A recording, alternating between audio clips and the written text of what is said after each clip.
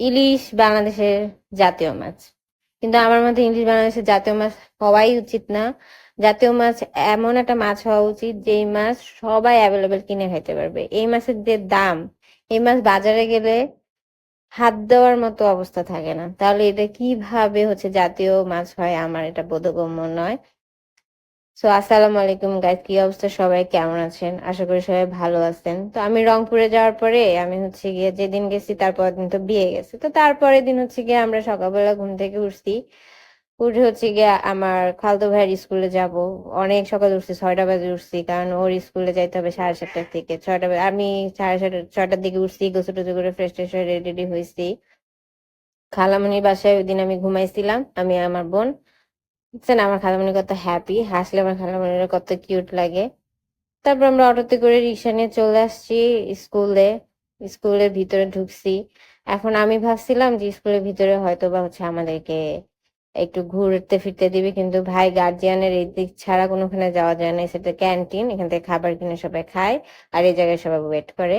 So আমি খালামণিকে বলছি, so খালামণি চলো তাহলে চলে যাই বাইরে, যা নাস্তা করি। খালামণি বলতেছে হ্যাঁ চলো বাইরে যা নাস্তা করি। কি খাবা তোমরা? তো আমরা বলছি কি আর খাবো, পরোটাই খাই, কারণ সকালবেলা যেহেতু পরোটা খাই, বাইরে তো অন্য কিছু খাবো না। সো যেহেতু ক্ষুধাও লাগছে, সো যাই। তো ক্যান পাবলিক স্কুল অ্যান্ড কলেজে পড়ে আমার ভাই, তা খালামণি আমাদেরকে নাস্তা টাস্তা করে রিক্সা করে দিছে। তারপরে আমরা বাসা চলে আসছি। আসার পর দেখি আমার ভাই, মামতো ভাই, আমাদের জন্য এতগুলো ভুড়ি নিয়ে আসছে, কারণ জানে গরুর বট আমাদের অনেক ফেভারেট। সো সে বাজারে গেছে, বাজার থেকে গরুর বট নিয়ে আসছে। তারপরে আমাদের জন্য হাঁস নিয়ে আসছে, কারণ আমার আম্মুর হাঁসের মাংস অনেক পছন্দ। আসলে আমার ভাই এবার অনেক করছে আমাদের জন্য, সত্যি কথা।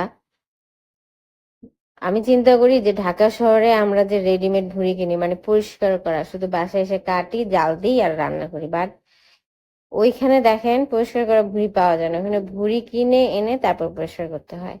তো আমার ভাই দুইটা হাঁস কিনে আনছে। তো হাঁসগুলা একদম ক্লিন করে আনছে, খালি গিয়ে একটু চুলায় একটু পুড়ে তারপর কাটলেই হয়ে যাবে।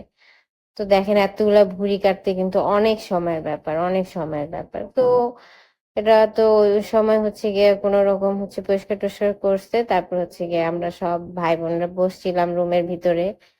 আম্মু গিয়ে বিয়েতে কোনো গিফট দেয় নাই, কারণ রংপুরে যাওয়ার পর আমরা টাইম পাইনি। আর ঢাকা থেকে গিয়ে আমরা চাইনি যে ঢাকা থেকে কষ্ট করে নিয়ে যাই। সো গিফট কেনার জন্য আম্মু গিয়ে ভাইয়ের সাথে বের হয়েছে। সো আমরা গিয়ে ভাই বোনরা বসে এখানে একটু আড্ডা দিতেছিলাম। আমরা চিন্তা করতেছি, মানে কথা বলতেছিলাম যে অ্যাকচুয়ালি এত গরম পড়ছে, আর এত গরমের মধ্যে আসলে সবার অবস্থা খারাপ। তো আজকে আমরা বাসা থেকে বের হব না। ও আমার ভাই না, ও আমার বোনের ছেলে। আমার ভাই গিয়ে তার বউরে বলতেছিল যে তুমি চলো, তোমার সাথে আমার কথা আছে। তো আমি বলছি তুই ভাই কেন গিয়ে বউরে নিয়ে আলাদা কথা বলবি? বউরে নিয়ে আলাদা কথা বলতে হলে আমাদেরকে টাকা দিতে হবে। ও টাকা দেওয়ার পরে দেখো 2 টাকা দিতে, কত ফাজিলের ফাজিল। কইছে এই 2 টাকা সবাইকে ভাগাভাগি করে নিতে। আমরা ওকে সবাই আটকেছি যে আমি বড়, কিন্তু ওরা সবাই তো ছোট। ওই দিন মামিকে বলছিলাম যে মামি আর মাছ মাংস খাবো না, ওই দিন একটু ভর্তা বাতি খাবো। তো আমার বোন বলছিল যে আমি ভর্তা করবো, কেউ যাতে ভর্তা না করে। তো আমার বোন সব রকমের ভর্তা মাশাআল্লাহ করতে পারে, ওর হাতের ভর্তা অনেক মজার। আমার বোন রান্না করতে পারে। তো ও ওই দিন ঢেঁড়স ভর্তা করতেছিল দুপুরবেলা। আমি ছোট মামিকে গিয়ে ডাক দিয়ে আনছি। আমি বলছি ছোট মামি তুমি কি করো, তুমি বাসায় আসবে, আমরা সবাই মিলে গল্প করবো, তুমি একা একা বাসার মধ্যে গিয়ে কি করো? তো ছোট মামি বলতেছে বাসায় কত কাজ, এত কাজ। আমাকে হ্যাঁ কাজ বাদ দাও, আমরা চলে গেলে সব কাজ করতে পারবা। আর আমরা গরমে প্রচুর বিরক্ত, কারেন্ট যায় আসে, মানে আমি জানি না কারেন্ট 2 মাস ধরে কি শুরু করছে। গরমে অতিষ্ঠ হয়ে পরে আমরা সবাই ড্রয়িং রুমে বসছি, যে আমরা এসি রুমে কথা বলি, কারণ অলরেডি গরমের কারণে প্রত্যেকের মাথা খারাপ। আর মানে এত তাপ, মানে এবার রংপুরে আমার আসলে লিটারেলি আমি শীতে যাই না গিয়ে প্রচুর শীতের জন্য। এবার মনে হচ্ছে আমার গরমেও যাওয়া যাবে না গরমের জন্য। তারপর আমার ভাই গিয়ে ইলিশ মাছ নিয়ে আসছে, বেগুন নিয়ে আসছে। আমার বোন ইলিশ মাছ খাইতে চাইছে, যে মামার বাসায় আমি ইলিশ মাছ খাবো। আমার ভাই বাজারে যে আবার ইলিশ মাছ আনছে, কত বড় বড়। এই 2টা ইলিশ মাছের দাম 3,000 টাকা নিচ্ছে। তো ইলিশ মাছ মানুষ কিভাবে খাবে? তারপর আমরা দুপুরবেলা খাওয়া দাওয়া করছি, খাওয়া দাওয়া করার পরে ভাই আবার হচ্ছে জাম্বুরা আনছিল, আমার বোন জাম্বুরা মাখাইতেছিল, ঝাল ঝাল করে জাম্বুরা সে খাবে। আসলে সে খাবে না, আম্মু হচ্ছে গিয়ে বলছে যে মিথিলার কাছে জাম্বুরাটা মাখাই নিতে, তো আমি ওরে বলছি তুই মাখাই দে, তো বলতেছে ঝাল ঝাল না হইলে আবার আম্মু আমাকে কথা শোনাই দিবে।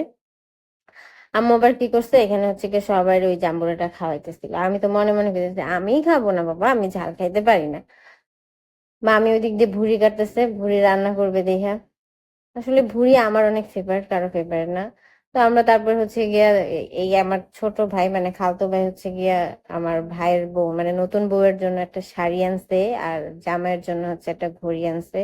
আমরা এগুলোই দেখতেছিলাম। সো পরের দিন আমাদের এই টুকটাক টুকটাক করে দিন কাটাই ফেলছি আমরা গরমের মধ্যে। তো সব ভালো থাকবেন, সুস্থ থাকবেন, লাইক কমেন্ট শেয়ার করে পাশে থাকবেন। আর ঠিক এই নামে আমার একটা ইউটিউব চ্যানেল আছে, ওখানে একটা সাবস্ক্রাইব করবেন।